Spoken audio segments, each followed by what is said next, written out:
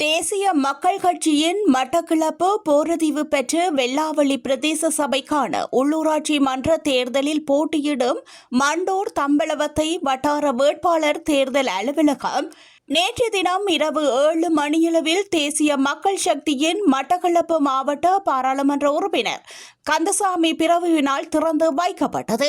இதன்போது தேர்தலில் போட்டியிடும் வேட்பாளர்கள், கட்சி பிரதிநிதிகள், பொதுமக்கள் என பலரும் கலந்து கொண்டனர்.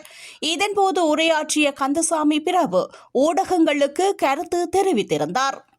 ஒரு சிறந்த பிரதமர், ஒரு சிறந்த அமைச்சரவை, அதுபோன்ற ஒரு மிகவும் சிறப்பான ஆளும் தரப்பு பாராளுமன்றத்தில் மக்களால் நியமிக்கப்பட்டிருக்கின்றன. எமது உள்ளூராட்சி சபை தேர்தல்கள் மிகவும் ஒரு முக்கியமான காத்திரமான பங்கினை இந்த நாட்டின் அபிவிருத்தியில் வகிக்கும் என்பதில் எந்த விதமான ஐயமும் இல்லை. இந்த நாட்டை பொறுத்தவரையிலே ஊழல், மோசடி, வீண் விரயம், புலியான அரசியல் கலாச்சாரம், புலியான பொருளாதார கொள்கை உள்ளிட்ட பல்வேறு தரப்பட்ட விடயங்களினால் இந்த நாடு பின்னோக்கி சென்றது. எங்களுக்கு பின்னால் இடம் பிடித்த நாடுகள் கூட மிகவும் வேகமாக அபிவிருத்தி பாதையை நோக்கி இட்டு செல்லப்பட்டமை இங்கு கோடிட்டு காட்டப்பட வேண்டிய விடயம். ஆனால் இவ்வளவு வளங்களையும் வைத்துக் கொண்டு நாடு என்ற ரீதியிலே இந்த நாட்டிற்கு முன்னோக்கி செல்ல முடியாத ஒரு நிலைமை இருந்தது என்று சொன்னால் அது ஒரு மிகவும் துரதிர்ஷ்டவசமான விடயம். அதற்கு பிரதானமான காரணம் இந்த நாட்டில் இருந்த அரசியல் தலைமை. ஆனால் இன்று இந்த நாட்டை பொறுத்தவரையிலே ஒரு மிகவும் ஒரு சிறப்பான ஒரு ஆட்சி இடம்பெற்றுக் கொண்டிருக்கின்றது. நாங்கள் மிகவும் நிதானமாக நாட்டை நாங்கள் ஆட்சி செய்து வருகின்றோம்.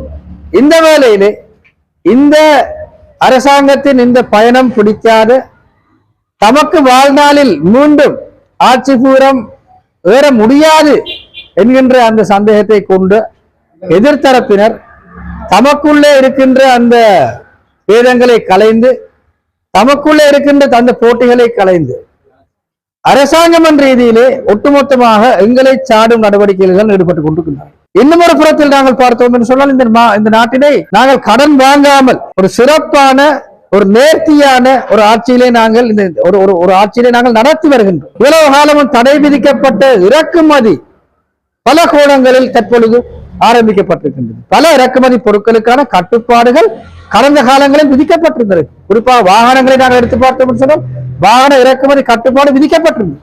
என்ன பிரச்சனைன்னு சொன்னா அதே மாதிரியா யூனிஃபார்மை தச்சு போட்டு தனியார் பாதுகாப்பை வச்சு சில பாராளுமன்ற உறுப்பினர்கள் நடத்தி கொண்டிருக்கிறார்கள் மக்களை ஏமாத்துறதுக்கு. ஆகவே இது உண்மையிலே நாங்கள் பார்த்தோம் என்று சொன்னால் ஒரு மிகவும் மோசமான விடயம். அவங்களுக்கு இந்த அரசியல் கலாச்சாரத்துல மாற்றம் ஏற்பட்டது ஒரு போதும் அவர்களால் ஏற்றுக்கொள்ளப்பட முடியாத விஷயம்.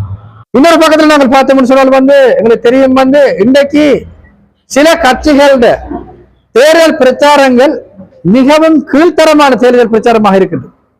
அதாவது சில